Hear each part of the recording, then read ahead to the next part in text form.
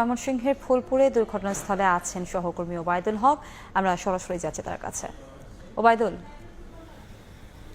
মাত্র ৩ ঘন্টার ব্যবধানে ময়মনসিংহে আলাদা দুটি সড়ক দুর্ঘটনায় ৯ জনের মৃত্যু হয়েছে। আমি এখন আছি ময়মনসিংহের ফুলপুরে। এখানে একটি বাসের ধাক্কায় একটি মাহিন্দ্রা অটোরিকশার ৬ যাত্রী নিহত হয়েছে। আমি সেই কাজিয়াকান্দা এলাকায় ফুলপুর উপজেলার এই জায়গাটিতে আছি এবং আপনি নিশ্চয়ই দেখতে পাচ্ছেন যে মাহিন্দ্রা অটোরিকশাটি ছিল সেটি কিন্তু দুমড়ে মুচড়ে একেবারে ক্ষত বিক্ষত হয়ে গেছে এবং এখানেই কিন্তু যাত্রী ছিল মোট চালকসহ ১১ জন।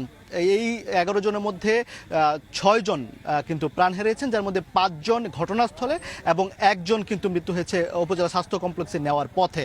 এবং বাকি যে ৫ জন আহত তাদেরকে ময়মনসিংহ মেডিকেল কলেজ হাসপাতালে নেওয়া হয়েছে। আমরা যেটি জানতে পেরেছি যে শ্যামলী বাংলা পরিবহনে একটি বাস ঢাকাগামী হালুয়াঘাট থেকে যাচ্ছিল এবং এই কাজিয়াকান্দা এলাকায় এখানে আসতেই মূলত ইন্দারপাড় এই এলাকাটিতে আসতেই এখানে হালুয়াঘাটগামী এই মাহিন্দ্রা অটোরিকশাটি যাচ্ছিল। সামনে একটি ঠিক এই জায়গাটিতে একটি বালুবাহী একটি লরি দাঁড়িয়েছিল।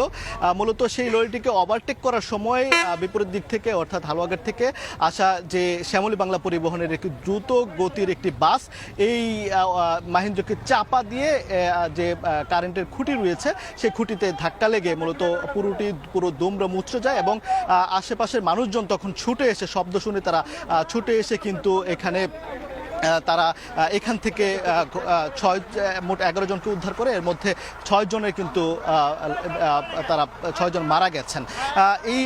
এই সময় কিন্তু বিক্ষুব্ধ যারা স্থানীয় জনতা রয়েছেন তারা কিন্তু যে শ্যামলী বাংলা পরিবহনের যে বাসটি রয়েছে সেই বাসটি কিন্তু আগুন ধরিয়ে দেয় এবং এই বাসটিও কিন্তু দুর্ঘটনা মূলত যে মাহিন্দ্রাটিকে ধাক্কা দিয়ে এই বাসটিও কিন্তু যে কাঁঠাল গাছে এসে ধাক্কা লাগে এবং পরবর্তীতে এই বাসটি যখন এখানে এসে থামে তখন বিক্ষুব্ধ জনতা যখন লাশ বের করার পরে সেই বিক্ষুব্ধ জনতা কিন্তু এই বাসটি আগুন ধরিয়ে দেয় এবং এই বাসের ভিতরে আসলে মোটামুটি বাসের পুরো অংশই অনেকটা পুড়ে গেছে এবং এই বাসটির সামনের অংশ কিন্তু বেশ ক্ষতিগ্রস্ত হয়েছে।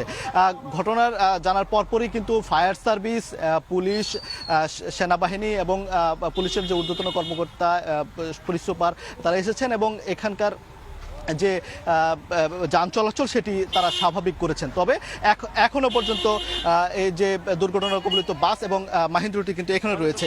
এছাড়া তারাকান্দা উপজেলায় কিন্তু আরও একটি সড়ক দুর্ঘটনা ঘটেছে, সেখানে ঘটনাস্থলে ২ জন এবং হাসপাতালে নেওয়ার পরে আরও ১ জনের মৃত্যু হয়েছে।